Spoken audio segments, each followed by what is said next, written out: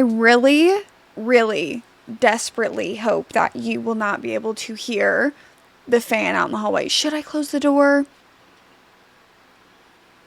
I won't be lazy. I'll do it. Hello guys, and welcome to a brand new installment of just our little book chats. I feel like I used to like to do like sit down videos like this and just kind of yap to the camera. And do I still do that? Yes, but not in this distinct manner. So I thought I would bring it back and I would do a let's talk bookish video where we're just gonna kind of talk about a bunch of bookish topics under the sun, and if we like this type of style of video enough, then we can do different installments, make it a series on the channel. Before we get into it though, I do want to thank today's sponsor, which is Squarespace. You guys know, if you have been on the channel, that I talk about Squarespace all the time. But that's because I genuinely believe that if you are looking to create a website for whatever it may be, Squarespace is the way to go. Squarespace is literally making it as easy as they can for you. All you have to do is log on to Squarespace and you can go through all of their templates. You can personalize them any way that you want. They make personalization so easy. That way you can build your website even if you have no experience. If someone like me can do it, you can do it too. They also offer so many different data analytics to help your website run the best that it can. You can see where the traffic is coming in. You can see what's working best for your website. Scheduling. There are so many different things to explore within their data and analytics. My favorite thing though is how flawless and seamless they make it to connect all of your socials in one place. I have made my own little like kind of blog page, and I think that it's just so convenient to have all of my socials just linked right there at the top. That way it's very easy to get to. So if you guys are interested, you guys can head on over to squarespace.com to start your free trial, and when you guys are ready to launch, you guys can head over to squarespace.com/DestinySidwell to get 10% off your first purchase of a website or domain. Thank you so much again to Squarespace for sponsoring today's video. Now let's get into some bookish talk. So the first topic that I wanted to chat about is actually kind of the whole entire reason behind me wanting to make this video, and that is my rating system. For a bookish topic question, this is the most asked question that I have got across all platforms, because whenever I talk about ratings or I kind of get into hyper specifics, it's a 3.5, 3.75. Like, especially once we start getting down into those like 0.25, people are like, what is your rating system? I am just curious. And here's the thing, I feel like everybody's rating system is different. It literally has to be, because everybody is their own person. Therefore, you are going to view a book different than most people are going to. I'm going to break it down to you. We will go from the bottom to the top. So first of all, I feel like the very bottom, and this isn't a rating, but a DNF. DNF is basically when I'm reading a book, I DNF a book usually about halfway into it. And if it has just been a literal uphill battle, I have not enjoyed a single thing, I don't like the characters, and the plot is not that interesting, I'll just DNF it. But then I have my 1-star books, which are honestly, when you think about it, my 1-star books are probably the books that I should have just DNF'd, because if it's a 1-star, it's just a waste of time to me. I personally will never recommend the book. I'll never talk about it, other than probably it being in a wrap up, or if a question pops up and somebody asks about a 1-star book. Other than that, this book will literally never be talked about. Then we have my 2-star book, which is kind of the same thing, where maybe there were just like little tiny things that I enjoyed about the book. Like, I could pick out some enjoyment out of it, and I could also see where other people would like it, but it's probably honestly just conflict of interest within most of the book of why it's a 2 stars, and it's just not a book for me. Then we have a 3-star rating, and y'all buckle in for this one. Okay, my 3-star rating is one of the most controversial things on my Goodreads. A 3-star is still a book that I will recommend. I recommend a lot of my 3-star books, because specifically with 3 stars, I feel like I can see where other people would like them. The plot is good. Even the characters are fine. It's just not a book that necessarily agreed with me. But I feel like with 3 stars, I can still see so much potential for other people even. If I didn't like a book, it's going to the 2 to a 1-star. 3 stars, I'm still going to recommend. Say it with me, everybody. 3 stars is not a bad book. Right, moving on to my 4-star category. These are books that I love. Like, I love these books. I had such a good time reading them. Anywhere between the 4, 4.25, 4.5, 4.75. These are books that I loved the characters. I loved the plot. I loved how the book was going, but there may have been just like a few tiny things that were setbacks for me, whether that was pacing, whether that was the third act conflict, whether that was the characters, any number of things. There's just little tiny things that kept it from being that 5-star. And then we have the 5-star, which very little amount of books make it to on my shelves. The 5-star book is I love the characters. I love the pacing. I love the plot. I love exactly how everything played out. I love the ending. I love the middle. And I love the beginning. They're so quotable. The writing, the writing doesn't have to be good. I'm not a writing person. Like, I love when a book, I pick it up. But if the writing's not like poetic, that's fine with me. But I do love poetic writing. But everything comes in to piece with it, and 5 stars are different for what I'm reading. Like, if I'm reading a literary fiction book, I'm looking at it through a different lens than I would a fantasy, than I would a romance, than I would a dark romance, than I would a thriller. But I don't apply the same type of ratings for the same type of genres. Like, it's all loosely the same, but for example, when I'm going into a thriller, I'm basing it off of plot twistability, pacing, because I've said it before, and I'll continue to say it again. Thriller should not be, in an ideal world, not over, or not a lot over 300 pages. We don't need to see the 350 page mark, to me. We don't. Not in a thriller. Like, with thrillers, plot twistability and pacing are big things for me, and plot. Like, it all has to kind of work well together. Romances, I have to like the character. I have to feel the chemistry. I have to feel like, for me personally, when I'm reading a romance, the love has to feel emotional. Like, there has to be some emotional depth into it to feel like they actually, I don't know, love and care about each other. Fantasies are a whole entire other thing. Fantasies is all about vibes for me. If the vibe is good and the plot is really interesting and I really like the characters and it feels like, you know, that like a little bit of heart poundingness when you read a fantasy. Like, there's so much that goes into a fantasy, but I honestly don't even know how to explain to you guys how I would rate them. But that is my whole entire rating system, kind of explained in the best way that I can. Speaking about Goodreads, this is another topic that I wanted to talk about, and I feel like I could do a whole entire video on it, but I don't honestly think that I'm eloquent enough to sit down and do like a video essay style type of thing. I'll just talk about it briefly here. Goodreads. The good, the bad, and the worst. I literally only use Goodreads to log my like reading goal and challenge and stuff, and to go on and find books to read. Like, I do go on Goodreads too, and I like to see what everybody else is reading, but then I go on to Goodreads and I try to see what everybody else is reading. And something that Goodreads I do not understand is that every single little thing you do will get updated on the wall to be posted. So I, in my humble opinion, I'm getting on and I want to see like what somebody's reading or what they thought of this certain book after they finished reading it. But then I think, like, even if you get, like, even if I, like, comment on somebody's thing, like, it'll show up on the wall. Everybody sees, like, what I commented on somebody else's post.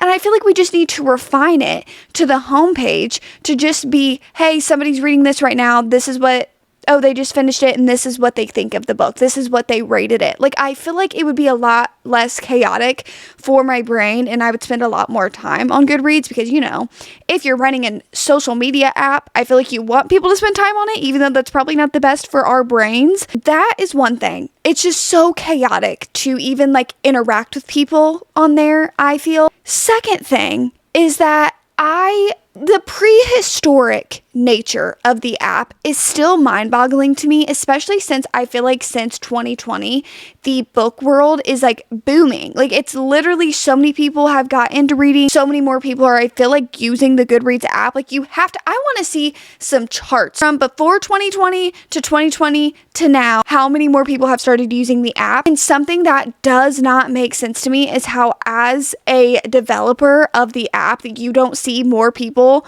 using it, that you don't want to update it. And there are other people on the other end that are like, if it's not broke, don't fix it. Honey, it's broke.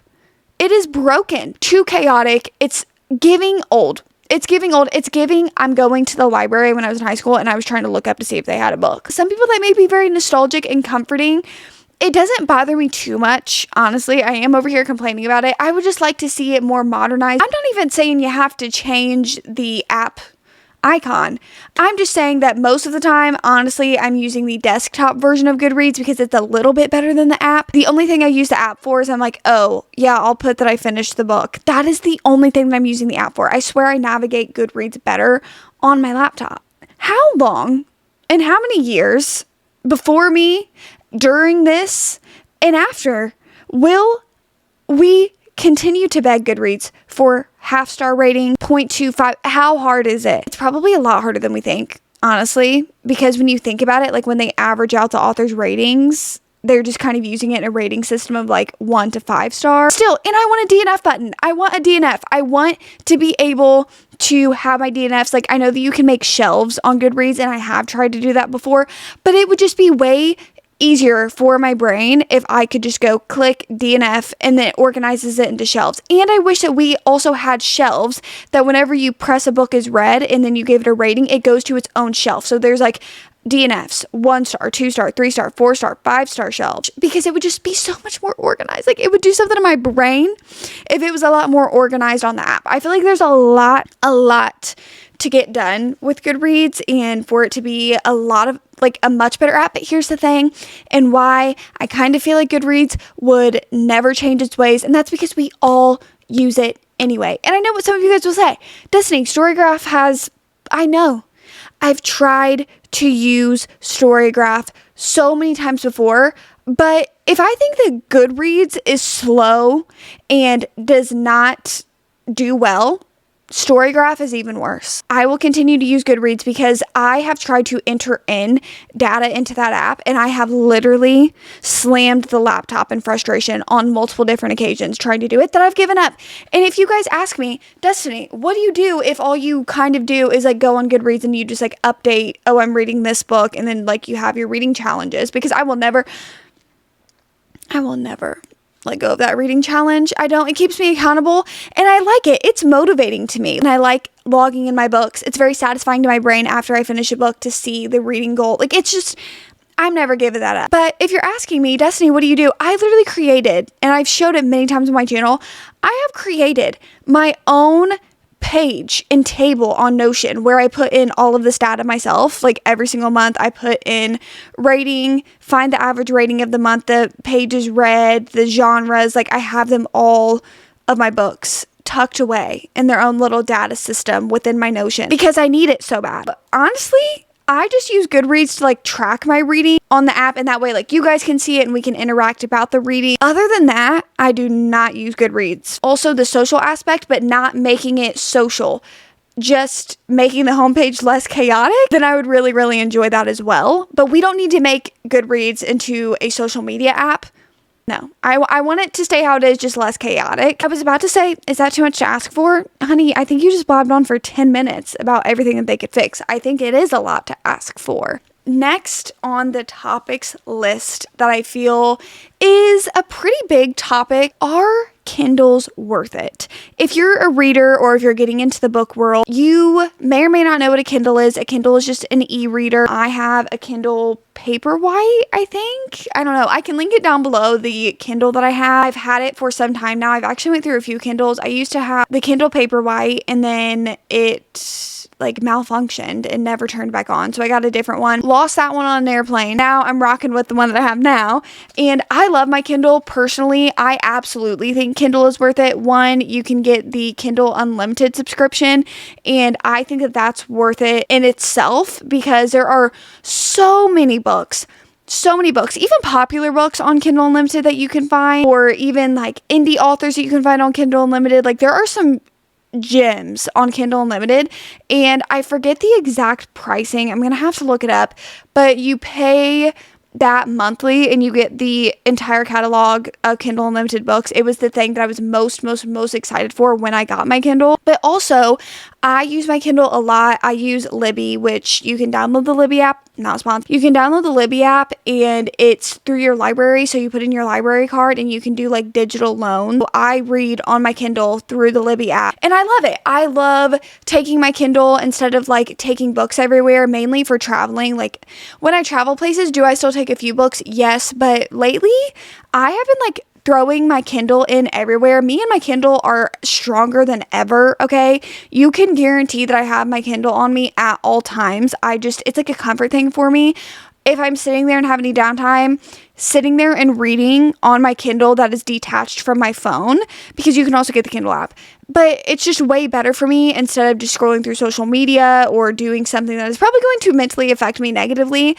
Instead, just picking up my Kindle. Like, I love it. I love it, especially at night. I'm a big nighttime reader, honestly, because sometimes I can get really busy during the day. So I read a lot at night, and I love just being able to literally shut my phone off, put it in my nightstand, and just sit there and be on my Kindle and kicking and giggling at whatever I'm reading. Like, I love it. I feel like there's a lot of upsides to a Kindle, and is my favorite for sure. I would definitely recommend a Kindle if you are looking into it. Next topic we have is annotating. So I get a lot of questions about annotating. I actually have a video up on my channel about how I annotate. Maybe a year old, but honestly, I don't change my annotating skills. No, I don't change my annotating routine. Basically, I do not annotate a book, like annotate, tab, underline, any of that, unless I'm really, really enjoying a book. So it's within that 4 to 5 star range. Tabs and stuff that you will see, most of them honestly are probably my 5-star reads. I would say when it comes to annotating, I feel like when we talk about annotating, I see them all the time, whether that's Pinterest or Bookstagram, or you're seeing it on Book Talk, like these overly annotated books, and you think that that's like the norm for reading. I'll tell you this, I think probably only 5% of my book collections, and I love a lot of my books, okay? A lot of my books are very loved. I would say probably only 5% are heavily annotated, if annotated at all. I would say if you are thinking about it, like you're seeing these very aesthetic photos, trust me, these people who can annotate like that, I respect them. You guys have my respect. Unless I'm doing a reread, I just am trying to get through the book because I want to know what happens. You know, like I'm very into it. So unless I'm really, really, really loving the book, I'm not annotating it. But I would say when annotating, just do what you feel, tab what you feel, underline and highlight what you feel. It's your book at the end of the day. It's whatever you feel. Write in the margins if you need to. Put a post-it note in there. Do whatever you need to do. Dog ear the page because it's not that big of a deal, no matter what anybody tries to tell you. And just annotate how you feel. Annotating is not this like big thing that you need to do. It doesn't make you any more of a reader. At the end of the day, if it's fun for you, do it. If you think that you have to do it, you don't. Which actually leads me into my next point, which is worn books, or the worn book aesthetic, and the controversy around worn books. And what I mean by this is like cracked spine, dog earing pages, I think like writing inside of your books. And here is my thing. If you don't want to dog ear or crack the spine of your book, then don't. I, however, could not care less. I love for my books to look loved. Like, I love when I pick up one of my favorite books and it has dog ears. You can see the annotations. You can open it up and see writing throughout it. It has a cracked spine. It means I've read it. It looks like I have thumbed through those pages so many times because I just keep looking and looking for more quotes, and you can just tell that I love it. I'm leaving a mark on the book. And is this dramatic what I'm about to say? Yes. I feel like I'm leaving a mark on the world via this book because I have put thoughts down in time. It's like my journal. I look at these books that I love and I'm being transported to these different times and worlds. I just love for it to look worn. Somebody picked up my books. I feel like they could tell a lot about me through my favorite books, my favorite annotations, and the pages that you've dog-eared. If I dog-ear a page, somebody's gonna go, oh, she dog-eared that for a reason. Oh, these look like, when I go to a used bookstore and I see that the spine is all cracked, I love it. I love it. I love the worn book aesthetic. I'm not gonna say anything to you about you not cracking your spine, so we don't have to talk about me dog-earing my books. Also, I got a lot of questions about best bookish merch, like bookmarks, stickers, all of that stuff. I have this video up on my channel as well. I made it a few months ago towards the beginning of the year. These have all of my favorite bookish shops and everything in them, so you guys can go to this video whenever you are needing something like that. Overall though, those are all of the topics that I have to not shut up about today. If you guys enjoyed this little episode of me just sitting down and kind of ranting about a bunch of different bookish topics, let me know down below because we can definitely do a part 2, make it a series on this channel. We'll maybe just break it up into different little increments. Maybe it's just going to be one topic per video, whatever it is. If you guys are interested, let me know down below. And if you guys like this video, you guys know what to do. Like, comment, subscribe, all that YouTube stuff that you guys know how to do. And I will see you guys when I see you. Peace.